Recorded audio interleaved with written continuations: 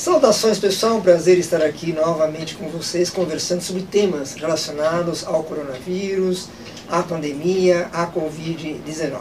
E hoje estamos aqui novamente com o professor doutor, docente da Faculdade de Ciências Médicas da Santa Casa de São Paulo, psiquiatra Guilherme Messas. É um prazer recebê-lo aqui para conversar hoje de um tema que vem crescendo na sociedade brasileira, principalmente, que é a questão do luto. Nosso tema central, vocês sabem, é luto e pandemia. E eu queria te ouvir um pouco do ponto de vista psiquiátrico, em primeiro lugar, uma fala mais abrangente, quer dizer, como que a psiquiatria vê a questão do luto e os rituais, tudo aquilo que envolve esse momento. Muito bem. Oscar, mais um prazer estar aqui, mais uma vez um prazer estar aqui, nesse programa que a faculdade tem oferecido para toda a comunidade. Esse é um assunto necessariamente triste, por definição, mas que inevitavelmente vem sendo enfrentado pela sociedade. O luto é uma experiência compreensível, é uma experiência de significação pessoal e que em si não traz nenhuma característica patológica. O luto é a experiência da perda de alguém. Se eu pudesse dizer, psicologicamente, é a presença da ausência. Porque não dá para se dizer que o luto seja uma ausência, porque ele é pungente, porque ele é intenso, ele desenergiza a experiência da pessoa, ele é algo que é tão marcante que é mais correto dizer que o luto seja uma presença, a presença de uma ausência. Então, essa experiência que é compreensível, ou seja, faz parte do corpo, do patrimônio de experiências possíveis da humanidade, ele pode se complicar em certas situações. Ele pode transitar gradualmente por uma experiência patológica de uma depressão. Então, ele é algo compreensível e que, a partir de certo limite, que não é fácil de se estabelecer, que depende da pessoa, que depende dos valores culturais da pessoa, que depende do momento de vida, da personalidade prévia da pessoa, ele pode ser entendido psiquiatricamente como uma experiência complicada, uma experiência alterada. E aí sim, ele viraria mérito de um tratamento no sentido forte da palavra, um tratamento psiquiátrico que busca reverter, não o luto, veja bem, mas as consequências do luto. Um pouco como existe uma brincadeira, evidentemente numa metáfora, um pouco como existe uma infecção secundária sobre uma doença que a pessoa já tem, sobre uma fragilidade que é o luto, pode acontecer uma complicação do luto, e esse sim é objeto de tratamento. O luto em si é objeto de compreensão, é objeto de digestão, de processualização, incorporação pelo psicológico da pessoa. Agora, no presente momento, além dessa questão do luto individual, claro, que merece todo o nosso respeito e as homenagens, nós vivemos um momento de luto coletivo. Poucas vezes na história, nas nossas gerações mais próximas, a ideia de você ver o luto de milhares de pessoas ao mesmo tempo, pessoas que você não conhece, mas que você se sente tocado de alguma maneira. E com algo que nós já conversamos anteriormente, essa ideia, esse medo que o próximo pode ser ou a minha pessoa, ou alguém próximo a mim, um ente querido, etc. O luto, nesse contexto, ele ganha uma outra dimensão, pensando no luto coletivo. Esse luto que nos toca de uma maneira coletiva, que aparece no fato de sabermos que existem muitos semelhantes que têm falecido por causa de uma doença que permanece ativa no meio, tem duas características que são muito singulares e que diferenciam as experiências que a gente, na nossa geração, nós aqui que estamos conversando, e provavelmente a imensa maioria dos que estão nos ouvindo e vendo, compartilham, que é o fato de que, primeiro, a humanidade, o Ocidente, pelo menos, nunca teve um período tão longo de ausência significativa de uma calamidade pública que envolvesse tantas mortes. Não foi gratuito que a própria chanceler da Alemanha, no início da pandemia naquele país, mencionou que esse era o principal desafio desde o final da Segunda Guerra Mundial. Então, sim, para o mundo ocidental, a perda, ao mesmo tempo, de tantas pessoas por um motivo que envolva a todos, porque isso é importante, não é uma pandemia, não é uma epidemia, não é uma doença, não é uma conflagração localizada, é algo que envolve a todos. Isso não é experimentado pela cultura como um todo desde a Segunda Guerra Mundial. Então, a gente tem uma fragilidade que nasce de algo bom, é que nós nunca estivemos no cotidiano tão distantes da experiência de morte. O incremento de tecnologia da saúde que aconteceu, principalmente nas últimas décadas, e que alongou seguramente a expectativa de vida na maioria dos países, Brasil incluído, ele faz com que a experiência da morte fique como um pano de fundo, e é melhor que seja assim, um pano de fundo indesejável, com o qual a gente não se acostuma e em relação ao qual a gente não tem a necessidade de tomar uma medida contínua, frequente. Isso a gente perdeu. Então, a gente tem o fato de que muitas pessoas falecem ao mesmo tempo e, assim como numa guerra, o risco aumentado, a iminência para algumas pessoas de que isso vá continuar acontecendo e que isso possa atingir-nos, os nossos pares, os nossos iguais. Então essa presença maior da morte, que é representado na arte ao longo dos séculos, em todas as pandemias e guerras também, em todas... A ideia da peste, né? A peste do século XIII foi uma. Essa foi uma, exatamente. As representações de guerra também, que a gente pode olhar o quanto fascina até hoje no cinema a Segunda Guerra Mundial, cujo final foi comemorado agora, há 75 anos. São grandes temas que se deram a todos. A gente está enfrentando isso. Então, isso dá matizes especiais para o nosso modo de viver as coisas. E isso a gente tem vivido agora. Na dimensão do medo, na dimensão da expectativa e na dimensão do luto. A gente vive algo que faz com que as experiências de luto, que são, como eu disse agora há pouco, pessoais, dependente dos valores pessoais, familiares e da personalidade, passa a ser uma imposição a todos. Essa experiência é muito nova. Não há uma geração nova no Brasil que tenha essa contínua experiência da necessidade de ressoar com um luto que seja de todos, que seja partilhado. E eu acho que esse é o desafio. Esse é o desafio para quem é da saúde mental, mas evidentemente é um desafio de toda a cultura. De como conseguir incorporar na vida essa presença de que nossos pares, nossos semelhantes têm falecido, às vezes, o que é mais doído, anonimamente. E essa ameaça de algo invisível? Que ao contrário de uma guerra, por exemplo, você tem um tanque na rua, você tem nos filmes, né, você tem a questão do sangue, do contato físico, de certa maneira. Nós, Brasil e o mundo, enfrentam um inimigo invisível. Tanto que a gente segue o distanciamento social, a gente abre as janelas, a gente utiliza a máscara, mas esse inimigo ele está presente no ar, de certa maneira. Ele é onipresente, é quase como uma divindade grega, nesse sentido. Em termos de uma visão mais analítica, mais psiquiátrica, isso aumenta um pouco o medo que as pessoas podem ter de vir a sofrer esse luto que o senhor comentou no comecinho do papo? Isso tem uma consequência psicológica que é justamente, numa palavra só, a redução do perímetro de segurança. Então, se a gente recuar e olhar esse fenômeno da guerra, o inimigo ele é compacto, ou seja, ele se arma como uma frente em relação à qual a defesa é montar-se numa frente também. Isso faz com que os perímetros de segurança fossem compartilhados. Se a gente olhar historicamente, também nas últimas décadas, isso já vamos fazer 50 anos, quando surgiu e começou a crescer nas sociedades o fenômeno dos atentados terroristas. O atentado terrorista tem uma característica pro psiquismo que é parecida, em dimensão menor, o que a gente está vivendo agora, que é a incapacidade de sentir em que perímetro, em que espaço você se sente protegido ou dentro de que região você se encontra junto com os aliados. Os ataques terroristas no metrô, esses que todos conhecem, eles fizeram fraquejar essa experiência da zona de segurança. Isso agora é potencializado. De uma certa maneira, esse vírus aparece potencializando nessa incapacidade de encontrar qual é a zona de segurança. A zona de segurança vai recuando para os próprios limites do organismo, para os limites da máscara. E isso traz um gigantesco desconforto psicológico. Além da insegurança diante dos fatos, a incapacidade de sentir como se pode proteger.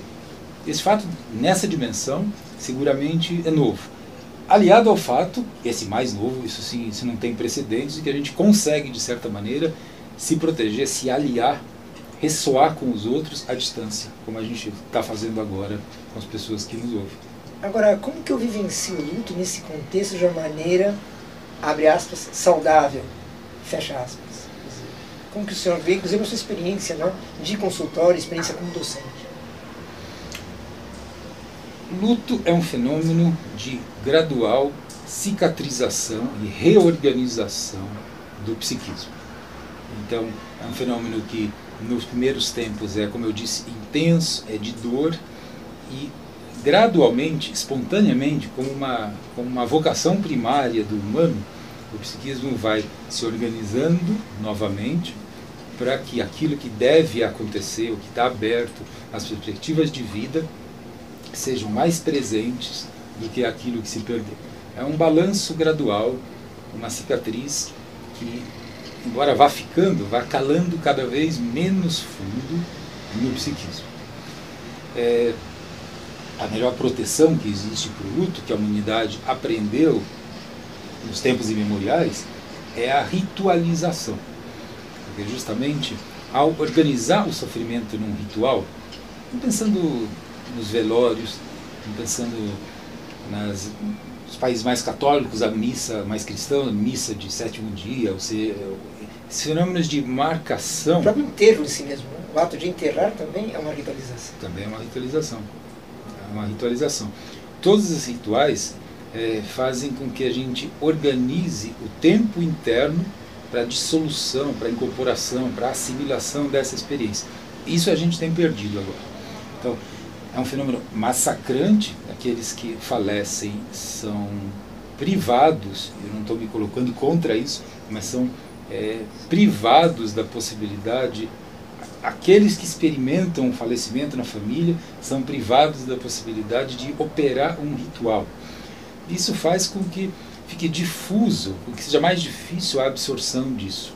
Portanto, eu acho que a gente tem que, como sociedade, tomar iniciativas para mostrar, para lembrar para nós mesmos que perdas vêm acontecendo. Eu saúdo como psicologicamente muito saudável a decretação de luto pelo Supremo Tribunal, pelo governo aqui de São Paulo, independentemente de vertente política ou ideológica, o fato de que a sociedade, a cultura, as pessoas marquem, registrem e expressem que elas vêm experimentando um fenômeno que elas nesse momento não podem processar como aprenderam ao longo das gerações. O diálogo com os números, na sua visão, né, psiquiátrica, como funciona? Por exemplo, há 2 meses aproximadamente, todo dia de manhã, à tarde e à noite, né, seja via rádio, seja via internet, via celular, a gente é exposto a uma informação, né, do crescimento do número, né, de mortes, do crescimento de infectados, do crescimento ou não de recuperados, quer dizer, todo esse processo no imaginário coletivo. Qual que é um pouco a sua interpretação disso, a sua percepção, na verdade, talvez seja uma pergunta melhor. Quer dizer, como isso acaba afetando o cotidiano das pessoas, aguardar, né, um jornal da noite, né, tradicionalmente no Brasil que ele é forte, para saber quantas pessoas foram infectadas hoje ou faleceram hoje? Eu acho que as pessoas foram um pouco rapidamente preparadas para incorporarem a ideia de que teria um número crescente de fatos e, pela natureza de uma epidemia, um patamar e depois um decréscimo. Elas têm uma preparação algo parecido com a preparação de enfrentar uma tempestade numa viagem, por exemplo. Ela vai se formando, ela vai chegar, ela vai cair e, se a gente resistir, ela vai passar. Esse imaginário que foi constituído tem fundamento nos dados.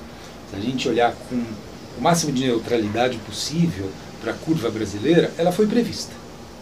A gente está, de fato, enfrentando uma tempestade que foi prevista com as limitações dos sistemas brasileiros, o sistema de saúde, o sistema de proteção social, esses que fariam com que se toldasse a intensidade com que a pandemia, a dor chegasse nas pessoas. Eles são escassos no Brasil. Eu acho que as pessoas estão experimentando nesse momento um cansaço do próprio medo, porque elas sentem que ainda a trajetória é crescente. Esse é um momento difícil. Da perspectiva psicológica, esse é o momento mais difícil, porque se aguarda nos noticiários, se aguarda nos jornais, se aguarda até, de certa maneira, se eu puder dizer, até nas notícias inventadas que passam nos grupos, se aguarda, de certa maneira, a frase "o pior ficou para trás". Essa frase, "o pior ficou para trás", significa que, implicitamente, significa que o melhor virá. E essas frases trazem muito alívio para as pessoas. A gente ainda não vive isso. E por isso a gente tem vivido ainda um momento de acréscimo de tensão, maximizado pelo conflito brasileiro político, pela radicalização, que já não é de hoje, ela só cresceu agora. Dentro de uma tradição judaico-cristã, né, que é a nossa, né, de modo geral, no Ocidente, tem a ideia de que da dor vem a compreensão. Grosseiramente, né, em um minuto é isso. Né? A gente tem essa visão judaico-cristã, a dor, né, nos torna melhores. Tem uma ressurreição simbólica ou prática. Na visão psiquiátrica, um pouco desse processo, quer dizer, a dor nos torna melhores de alguma maneira? Ela pode ser vista como um aprendizado coletivo, nessa linha de raciocínio que você falou? A dor pode nos tornar melhores. Não é uma condição necessária de nos tornar melhores e nem é uma consequência eficaz, imediata, de nos tornar melhores da dor. Pode, se a gente for capaz, exatamente isso. O primeiro passo de essa dor coletiva nos tornar melhores é a gente poder viver como dor coletiva. A experiência de dor, a experiência psicológica de dor, no nosso caso aqui bastante tingida pelo medo, pelo pavor da doença, da morte, então ainda é uma dor misturada com o que perdido com o que pode vir. É algo muito pungente, enfim, algo muito agudo. A dor de perder, ela, se for apoiada pela comunidade, pelos próximos, nos serviços de saúde mental, ela pode fazer com que a gente seja mais capaz de experimentar aquilo que é fundamental na vida. Aquilo que é fundamental na vida, dito assim, é só uma frase. É uma frase de Instagram. É uma frase, um jargão, algo fácil de se dizer. Experimentar profundamente essa ideia de que é fundamental na vida pode vir gradualmente disso. Mas eu tenho uma preocupação. Tenho uma preocupação no mundo inteiro, mas no Brasil maior ainda. A dor da perda e do medo é uma dor muito aguda, dilacerante. E, portanto, a gente pode encontrar uma solução que parece eficaz, mas cujos efeitos colaterais são maiores, que é transmutar a dor em raiva e em ódio. Ódio é uma emoção muito fácil. Ódio é uma emoção que protege. Ódio é uma emoção que anestesia um pouco. Luto, que é uma dor muito complexa, e medo, que é uma dor muito aguda. Ódio faz um pouco como quando a gente bate o cotovelo e passa a mão em cima assim, para anestesiar. Ódio é um afeto que faz isso. Eu acho que a armadilha psicológica de grande capacidade de contaminação que o Brasil vive hoje é nos deixarmos tomar pelo ódio recíproco, seja lá por que for. No mínimo, porque o dono do ódio acaba sendo escravizado por ele. Agora, como que eu lido com essa presença de uma ausência que você falou no comecinho da nossa conversa? Qual a melhor maneira, claro que não é uma receita, mas o que a gente pode deixar um pouco para as pessoas de como vivenciar essa presença da ausência? A primeira tentativa é justamente ritualizar, ou seja, perceber, se deixar perceber que tem algo sendo perdido. E lembre-se que os rituais são, nas religiões principais, são rituais coletivos. O ritual de enterro, o ritual de velório, o ritual de evocação da memória, são rituais coletivos. E, portanto, para as pessoas que sentem essa dor, o partilhar da dor, a capacidade de dizer para o outro e ouvir do outro a preocupação, é algo que é capaz de difundir entre várias pessoas essa dor e fazer com que ela não fique apenas de uma maneira impartilhada, puder dizer assim, em uma consciência só e um psiquismo só. O grande risco agora para não conseguir tolerar esse luto que a gente vive é a solidão. Solidão já é o principal fator de risco para a saúde mental, dizendo em linguagem um pouco mais médica. Nesse momento ele é muito mais do que isso. Assim. Então a gente tem condições muito desfavoráveis de manter saúde mental. E portanto a gente tem que buscar o contato, pelo modo que for. Não pelo ódio, como eu disse agora há pouco, porque isso também é uma face de contato. Mas aquele senso comum, né, de que falar é fundamental, que o diálogo é fundamental, ele tem uma fundamentação científica. Definitivamente, definitivamente. A gente não pode esquecer que falar é estar com alguém. Falar é partilhar de uma língua, é partilhar de um afeto de quem ouve, é partilhar da dedicação de alguém que nos acolhe à medida que a gente fala.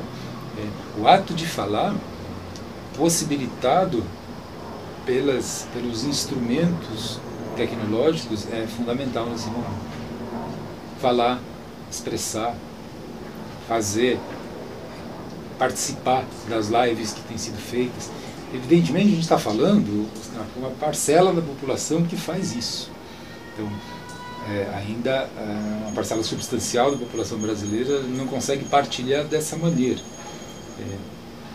Por isso, esse momento ainda é difícil e por isso que o Brasil sofre um pouco dessa tradição de baixa assistência aos nossos pares. Mas buscar o contato possível, buscar o partilhamento, buscar oferecer e receber contato, presença humana, é o caminho a ser sugerido. E na sua perspectiva, né, caminhando para o fechamento, o pós-luto, quer dizer, o que na visão psiquiátrica a gente pode falar do pós-luto, dessa reconstrução que você usou a palavra?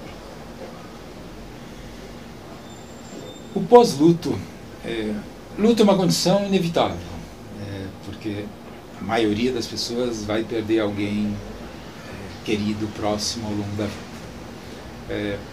O luto, nesse sentido, é uma condição limite do humano. Portanto, um dos pilares que faz com que a personalidade das pessoas vá sendo lavrada, vá sendo trabalhada, vá sendo amadurecida. Se nós formos capazes como cultura, de não cair nessas armadilhas de desprezo, de ódio, de soluções mágicas, eu acredito que nós possamos sair mais fortes dessa experiência. Mais fortes. Forte significa resistente. Forte significa, de novo, sendo capaz de identificar na vida aquilo que ela tem de fundamental, aquilo que ela tem de central e aquilo que é mais marginal, aquilo que é desnecessário. Eu guardo com muita prudência, mas eu guardo otimismo com a humanidade. O senhor falou num outro encontro essa questão da solidariedade. Quer dizer, o senhor mantém um pouco essa visão. O luto, nessa dimensão, né, coletiva que nós estamos conversando, ele tende a nos tornar mais solidários? O compartilhar, usando até o termo da palavra, compartilhar a dor pode nos tornar mais solidários? No primeiro momento, o luto é muita ausência, muita presença da ausência, é uma solidariedade mais imediata, vamos dizer. Inclusive é essa que eu estou pedindo aqui, uma solidariedade ativa, uma solidariedade de buscar as pessoas para que as amarras que nos sustentam sejam mais utilizadas. Uma amarra psicológica, conseguir se sentir bem porque está com alguém, basicamente isso. Num segundo, esse tempo que você mencionou da maturação do luto, o luto é, nessa perspectiva do tempo, a experiência de que, independentemente do poder que a gente tenha, juventude, dinheiro, inteligência, a força da natureza, da vida, vai vencer. Vão arrancar de nós pessoas de quem a gente gosta. Isso faz com que a gente seja um pouco, para usar o Drummond, menor do que o mundo. E esse sentir-se menor do que o mundo favorece uma comunidade de iguais, que são todos no limite menores do que o mundo. Portanto, a gente vive melhor se for solidário. Aproveitando essa citação, o senhor imagina um pouco esse sentimento de menor do que o mundo, ele acaba nos levando a uma postura mais humilde, na linha do ser é mais importante do que o ter, que também são expressões que começam a girar muito. Este momento de crise, este momento de luto, de dor, vai nos levar a isso, a perceber o valor das pequenas coisas do cotidiano. Existe uma certa construção coletiva desse pensamento neste momento. Aparentemente, o senhor vê um pouco esse caminho, ou um dos caminhos possíveis? Eu acho que a solidariedade, compaixão, todas elas são filhas da dor, são filhas da impotência. E porque a impotência está cercando todos nós, eu acho que tem chance disso acontecer. Quando as pessoas evocam essas palavras nesse momento, de uma certa maneira o que elas estão fazendo justamente é invocar pela linguagem aquilo que elas aprendem pela linguagem, de que é melhor ser solidário, como que ao chamar a frase, a experiência emocional venha depois. É um bom caminho. Você guiar-se por alguma convicção, mesmo que ela ainda não esteja incorporada, é um bom caminho. A gente tem que lembrar que as coisas começam pelo imaginário. Os valores são passados gradualmente. Alguém que é muito pequeno, que é muito jovem, no Brasil pode não saber qual é o valor da democracia. Então é necessário que seja sempre repetido, que a gente faça mantra das coisas que valham muito, porque é usual que a humanidade patine, escorregue para fora desses valores tão difíceis de se manter. Para encerrar, qual é o seu imaginário como médico, como psiquiatra, né, como pai, como docente? Qual é esse imaginário que o senhor tem na sua cabeça? O imaginário que eu tenho é que a grande dívida que o Brasil tem consigo mesmo é construir um país mais justo.